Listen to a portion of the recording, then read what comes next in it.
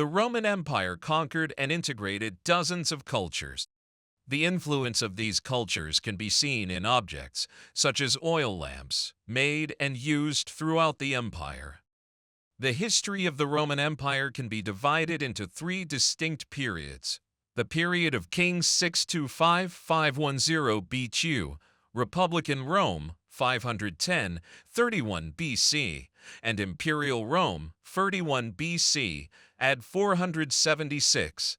Founding c.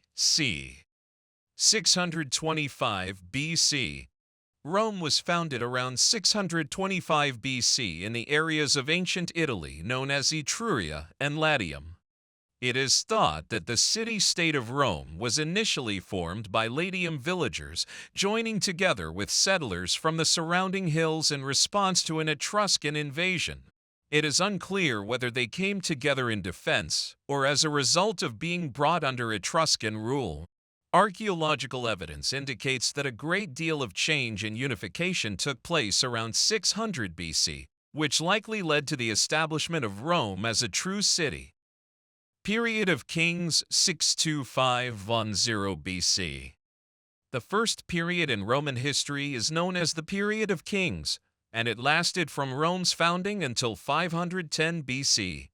During this brief time, Rome, led by no fewer than 6 kings, advanced both militaristically and economically with increases in physical boundaries, military might, and production and trade of goods, including oil lamps.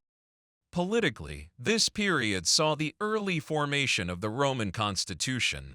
The end of the period of kings came with the decline of Etruscan power, thus ushering in Rome's Republican period.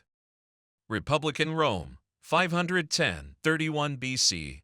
Rome entered its Republican period in 510 BC. No longer ruled by kings, the Romans established a new form of government, whereby the upper classes ruled, namely the senators and the equestrians, or knights. However, a dictator could be nominated in times of crisis. In 451 BC, the Romans established the 12 Tables, a standardized code of laws meant for public, private, and political matters. Rome continued to expand through the Republican period and gained control over the entire Italian peninsula by 338 BCE. It was the Punic Wars from 264–146 BC, along with some conflicts with Greece, that allowed Rome to take control of Carthage and Corinth, and thus become the dominant maritime power in the Mediterranean. Soon after, Rome's political atmosphere pushed the Republic into a period of chaos and civil war.